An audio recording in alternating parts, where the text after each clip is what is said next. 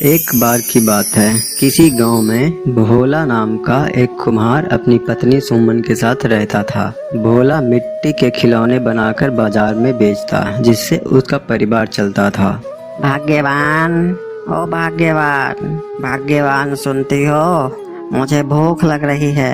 अभी तक खाना बनकर तैयार नहीं हुआ क्या? क्या हुआ? क्यों भाग्यवान कह के चिल्ला रहे हो? अरे भाग्यवान, खाना बनकर तैयार हुआ क्या? मुझे बहुत जोरों की भूख लग रही है। दाल बनना बाकी है, अभी आधा घंटा और लगेगा। भाग्यवान, तुम करती क्या हो? मुझे बाजार भी जाना है खिलौने बेचने। जरा जल्दी करो। तुम्हें कितनी बार कहा है सुबह जल्दी उठो, मगर नहीं।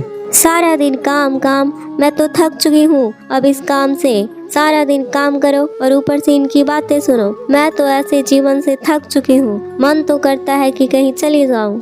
थोड़े समय बाद खाना बनता है। फिर भोला और सुमन दोनों खाना खाते हैं। भोला अपने खिलौने को बाजार में बेचने के लिए निकल जाता है।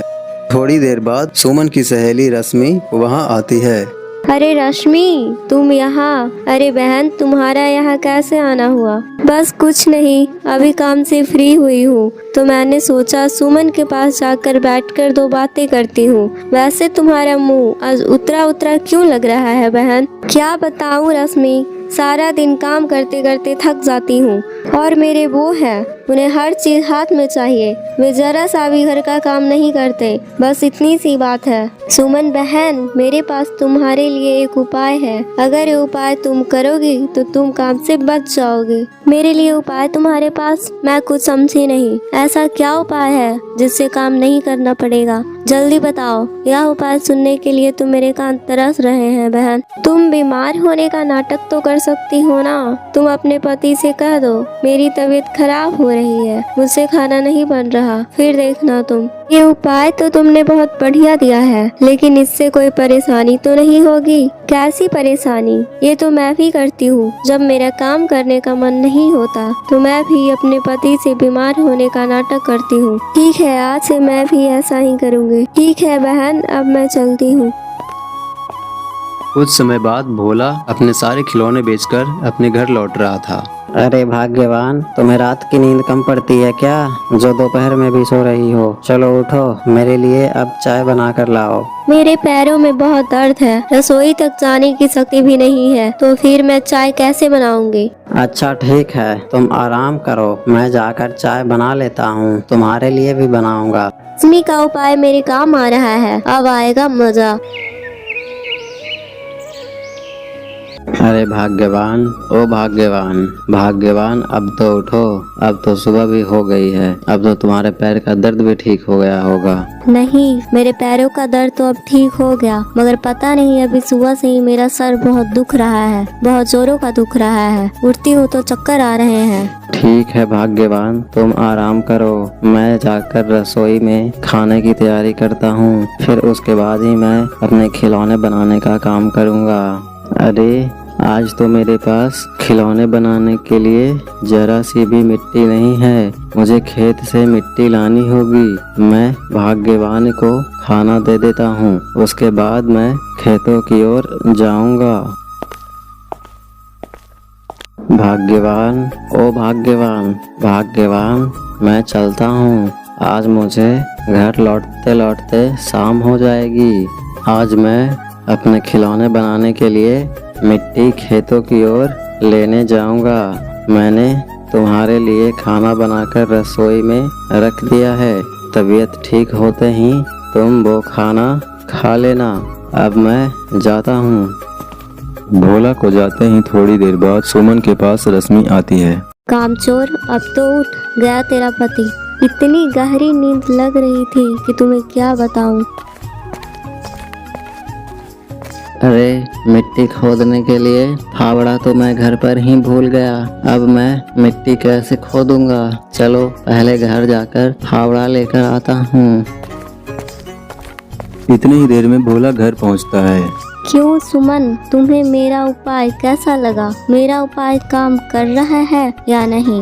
हाँ रश्मि बहन, तुम्हारा उपाय मुझे बहुत काम आ रहा है। मैं कल से ही अपने पति को पागल बना रही हूँ। तुमने जो बताया था बीमार होने का नाटक करना, बाकी में यह उपाय बहुत काम आ रहा है।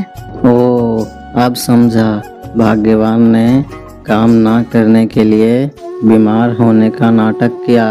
ठीक है, मैं भी देखता हूँ कि तुमसे घर का काम कैसे करवाना है। भाग्यवान को अब मुझे सबक सिखाना है, जब जाकर उसकी अकल ठिकाने आएगी। अरे भाग्यवान, अभी तक तुम्हारा बुखार उतरा नहीं। अभी भी मेरे सर में दर्द है। अरे तुम्हारे हाथ में चोट कैसे लगी? कुछ नहीं भाग्यवान, मिट्टी लाते समय अचानक से चक्कर आ गया, जो मैं खेत की मेड़ पर गिर पड़ा, जिस वजह से मुझे यह चोट लगी। अरे बाप रे बाप, तुम्हारा हाथ तो बहुत दुख रहा होगा। नहीं भाग्यवान, तुम आराम करो, तुम्हारी तबीयत खराब हो रही है। मैं हम दोनों के लिए खाना तैयार करता हूँ। अब क्या करें भाग्यवान, तुम्हारी भी तबीयत खराब हो रही है, और दूसरा मेरा हाथ टूट गया। पता नहीं अपने घर को किसकी नजर लग गई। नहीं, तुम्हें खाना बनाने की कोई जरूरत नहीं है। अब मेरी तबीयत ठीक है। मैं जाकर अभी खाना तैयार करती हूँ, जब तक तुम आराम करो। कुछ समय बाद खाना तैयार हो जाता है। भाग्यवान, वैद्य जी ने मुझे 1 महीने तक काम नहीं करने की सलाह दी है। उन्होंने कहा है इस हाथ पर जरा से भी जोर मत देना। भाग्यवान, अब मैं खिलौने कैसे बनाऊंगा? हमारा घर कैसे चलेगा भाग्यवान? ये सब मेरे कारण हुआ। ना मैं इनसे इतना ज्यादा काम करवाती, ना एक खेत पर चक्कर खाकर गिरते। अरे मैं क्या सोचा था और क्या हो गया। अब इस परिस्थिति में मुझे ही कुछ करना होगा। एक काम करती हूँ, मैं कल से रोज जल्दी उठकर खाना बनाकर मिट्टी के खिलौने बनाऊंगी और उन खिलौनों को बाजार में बेचूंगी, जिससे हमारा घर चलेगा। हाँ, कल से मैं ऐसा ही करूंगी। मुझे लगता है भाग्यवान कुछ गहरी सोच में है। भाग्यवान का ये हाल मुझसे देखा नहीं जाता, मगर मैं क्या करूं? भाग्यवान को सबक भी तो सिखाना है।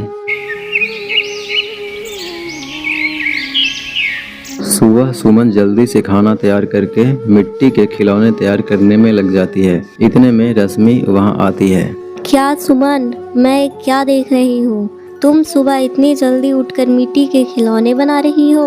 मैं अब क्या बताऊँ, मेरे इनके खेत पर गिरने के कारण हाथ में चोट लग गई, जिस कारण वैद्य जी ने 1 महीने तक काम नहीं करने की सलाह दी है।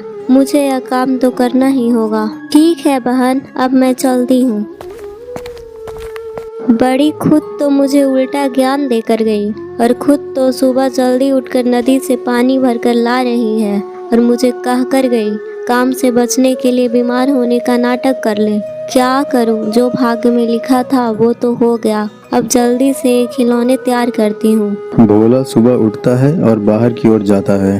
अरे भाग्यवान, तुम इतनी सुबह सुबह क्या कर रही है? कुछ नहीं जी, बस तुम्हारे बदले की मिट्टी की खिलौने बना रही हूँ। अरे भाग्यवान, तुम्हें यह सब करने को किसने कहा?